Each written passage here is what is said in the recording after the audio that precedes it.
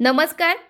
मागच्या व्हिडिओमध्ये आपण फिगर ऑफ स्पीचचे पहिले 5 प्रकार पाहिले होते. आजच्या व्हिडिओमध्ये आपण पुढचे 5 प्रकार शिकणार आहोत. सुरुवात करूयात आजच्या व्हिडिओला पहिल्या अलंकारापासून, जो की आहे अँटिथेसिस, ज्याला मराठीमध्ये विरोधालंकार असं म्हणतात. याची अगोदर आपण डेफिनेशन बघून घेऊयात. In antithesis two opposite words or ideas remain in two different clauses of the sentence. म्हणजे यामध्ये परस्पर विरोधी अर्थाचे शब्द किंवा कल्पना एकाच ओळीमध्ये आलेल्या तुम्हाला दिसतील. उदाहरण पहा. United we stand, divided we fall. एकत्रितपणे आम्ही लढू, जर आम्ही वेगळे झालो तर आम्ही पडू. तर या वाक्यामध्ये युनाइटेड आणि डिवायडेड हे दोन शब्द, विरोधी शब्द, विरुद्ध अर्थाचे शब्द एकाच सेंटेन्समध्ये आल्यामुळे इथे अँटिथेसिस हा अलंकार इथे होणार आहे. ठीक आहे. अजून एक एक्झाम्पल घेऊयात आपण. It is impossible to describe but easy to recognise.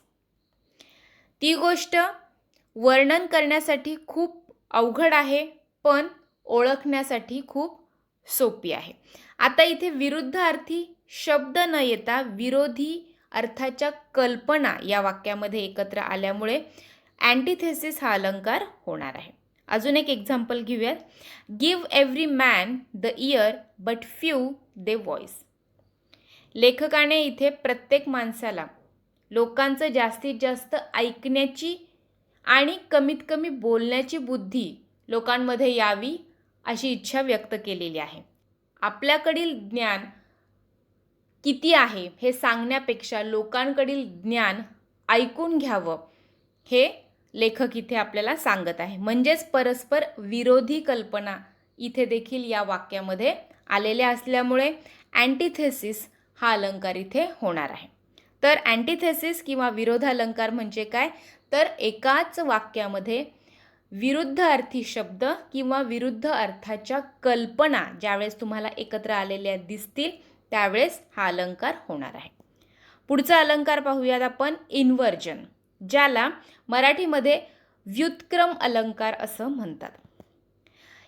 In this figure of speech words are not in their usual order.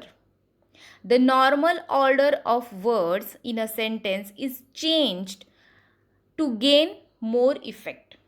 आता बघा, यामध्ये ओळीमध्ये किंवा वाक्यात शब्दाचा क्रम हा जो नेहमीप्रमाणे इंग्रजी भाषेमध्ये असतो, सब्जेक्ट मग वर्ब आणि मग ऑब्जेक्ट अशा पद्धतीने आलेला तुम्हाला दिसणार नाही. तर तो क्रम उलटसुलट झालेला तुम्हाला दिसेल. त्यावेळेस इन्व्हर्जन हे फिगर ऑफ स्पीच होणार आहे. उदाहरण पाहूयात आपण. In my own country I don't know who I am. आता इथे बघा, वाक्याची सुरुवात इन माय ओन कंट्री असं झालेली आहे, पण वाक्याची सुरुवात कशी हवी होती? I don't know who I am in my country. पण इथे तशी झालेली दिसत नाहीये. एका नॉर्मल ऑर्डरनुसार त्याची सुरुवात झालेली नसल्यामुळे किंवा हे वाक्य एका ऑर्डरमध्ये नसल्यामुळे इथे इन्व्हर्जन हे फिगर ऑफ स्पीच होणार आहे. अजून एक एक्झाम्पल बघा. To the Muslims I am a Hindu. आता हे वाक्य खरं तर असं हवं होतं, I am a Hindu to the Muslims, पण असं न येता हे वाक्य to the Muslims I am a Hindu असं झालेलं आहे. वाक्याची सुरुवात सब्जेक्टने झालेली नाही आहे. त्याच पद्धतीने अजून एक एक्झाम्पल बघूयात. Down they came fluttering one and all. ठीक आहे. तर ज्या वेळेस वाक्य हे तुम्हाला एका ऑर्डरमध्ये दिसणार नाही, तर त्याचा क्रम तुम्हाला जर बदललेला दिसत असेल तर त्यावेळेस इन्व्हर्जन हे फिगर ऑफ स्पीच होणार आहे. पुढचं फिगर ऑफ स्पीच पाहूयात, हायपरबोल. याला मराठीमध्ये अतिशयोक्ती अलंकार असं म्हणतात. This figure of speech is used with an intention of representing things as much greater or smaller than they really are. To produce a more striking effect than a plain statement can. In short, hyperbole means exaggeration.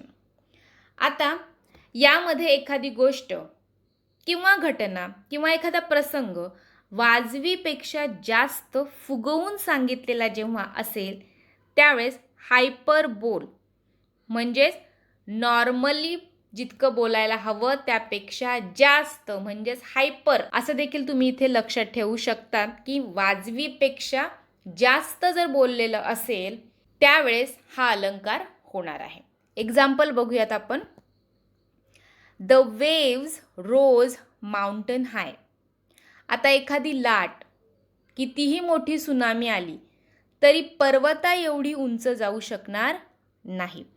म्हणजेच या वाक्यामध्ये अतिशयोक्ती दाखवलेली आहे. गोष्ट फुगवून सांगितलेली असल्यामुळे हायपरबोल हे फिगर ऑफ स्पीच इथे होणार आहे. अजून एक एक्झाम्पल बघूयात.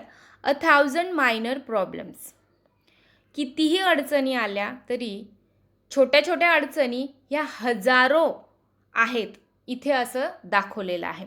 आता आपण बोलताना देखील सहज असं बोलून जातो की मी तुला 1000 वेळेस सांगितलेलं आहे किंवा तो एक गोष्ट 1000 वेळेस करत असतो, पण खरं तर ती 10-12 वेळेस केलेली असते किंवा आपण 10-12 वेळेसच सांगितलेलं असतं, पण आपण बोलताना असं बोलून जातो की मी तुला 1000 वेळा सांगितलेलं आहे. तर इथे देखील तसंच आहे की 1000 मायनर प्रॉब्लेम्स. कितीही अडचणी आल्या तरी त्या हजारो येऊ शकत नाहीत. ठीक आहे. तर अजून एक एक्झाम्पल बघूया. शी वेंट ओशन्स ऑफ टीयर्स. कितीही रडलं तरी त्याचा समुद्र होऊ शकत नाही, पण या वाक्यावरून असं दाखवलेलं आहे की ती इतकी रडली की त्याचा काय झालेला आहे, समुद्र बनलेला आहे. ठीक आहे. तर जेव्हा घटना प्रसंग किंवा एखादी गोष्ट वाजवीपेक्षा जास्त फुगवून सांगितलेली असेल तर त्यावेळेस हा अलंकार होणार आहे. पुढचं फिगर ऑफ स्पीच आपण पाहूयात. रिपिटेशन, ज्याला मराठीमध्ये पुनरावृत्ती अलंकार असं म्हणतात. In it there is the reiteration of a word, phrase or idea. It adds force and clarity and in poetry can be a unifying device. यामध्ये ओळीमध्ये किंवा वाक्यात एखाद्या शब्दाची पुनरावृत्ती झालेली दिसून येईल. ठीक आहे. तर एक्झाम्पल बघूयात आपण. No stir in the air, no stir in the C. तर या वाक्यामध्ये नो स्टर इन आणि नो स्टर इन हे शब्द रिपीट झालेले आहेत. त्यामुळे काय झालेलं आहे, या ओळींमध्ये एक प्रकारचा स्ट्रेस किंवा एक प्रकारचा फोर्स आपल्याला दाखवला गेल्यामुळे त्या ओळी आपल्या चटकन लक्षात येत आहेत. ठीक आहे. नेक्स्ट एक्झाम्पल बघूयात आपण. सो लिटिल दे रोज, सो लिटिल दे फेल. सो लिटिल दे आणि सो लिटिल दे इथे हे शब्द रिपीट झालेले तुम्हाला ओळीमध्ये दिसत आहेत. ठीक आहे. अजून एक एक्झाम्पल बघूयात. But not this, not this. इथे देखील नॉट धिस हे शब्द रिपीट झालेले तुम्हाला दिसून येत आहेत. ज्यावेळेस अशा प्रकारचे शब्द रिपीट झालेले दिसतील त्यावेळेस त्याला रिपिटेशन किंवा पुनरावृत्ती असं तुम्हाला म्हणावं लागेल. पुढचं फिगर ऑफ स्पीच पाहूयात. अलिटरेशन, अनुप्रास. It consist in the repetition of the letters or syllable or the same sound at the beginning of two or more words in a line to make the language musical. यामध्ये ओळीमध्ये किंवा वाक्यात शब्दाच्या सुरुवातीच्या अक्षरांची पुनरावृत्ती होऊन त्या ओळीला विशिष्ट नाद प्राप्त झालेला तुम्हाला दिसून येईल. रिपिटेशनमध्ये बघा, या अगोदरच्या अलंकारमध्ये शब्दच डायरेक्ट रिपीट होत होते, पण अलिटरेशनमध्ये शब्द रिपीट होणार नाही आहे, तर एक लेटर तुम्हाला रिपीट झालेलं दिसणार आहे. एक्झाम्पल बघूयात. He suddenly slipped into sound slumber. आता इथे एस एस एस आणि एस हे लेटर तुम्हाला रिपीट झालेलं दिसत आहे. ठीक आहे, त्यामुळे एक नाद प्राप्त झालेला आहे त्या ओळीला. मागच्या अलंकारामध्ये शब्दच रिपीट होत होते म्हणून त्याला रिपिटेशन असं म्हणायचं आहे. पण ज्यावेळेस लेटर रिपीट होत असेल तर त्याला अलिटरेशन असं तुम्हाला म्हणायचं आहे. ठीक आहे, अजून एक एक्झाम्पल घेऊया. The Austrian army was awfully annihilated. आता या वाक्यामध्ये ए ए ए आणि ए हे लेटर तुम्हाला रिपीट झालेलं दिसत आहे. रिपीट जरी झालेलं असेल तर त्याला रिपिटेशन म्हणायचं नाही आहे, अलिटरेशन असं म्हणायचं आहे. ठीक आहे, अजून एक एक्झाम्पल बघूयात. The bubbles rose and burst around. या वाक्यामध्ये देखील बी बी हे लेटर रिपीट झालेलं दिसून येत आहे. ठीक आहे, त्याच पद्धतीने तुम्हाला फिगर ऑफ स्पीच शिकताना अजून एक गोष्ट लक्षात ठेवायची आहे की एखाद्या ओळीमधून किंवा दिलेल्या वाक्यामधून एकापेक्षा जास्त देखील फिगर ऑफ स्पीच म्हणजेच अलंकार निघू शकतात. ठीक आहे, त्यामुळे तुम्हाला ऑप्शन बघून निवडायचं आहे की कोणता पर्याय बरोबर आहे. ठीक आहे, आजच्या व्हिडिओमध्ये आपण 5 अलंकार पाहिलेले आहेत. अजून देखील अलंकार आहेत ते आपण पुढच्या व्हिडिओमध्ये पाहणार आहोत. आजचा व्हिडिओ आवडला असेल तर शेअर करा. धन्यवाद.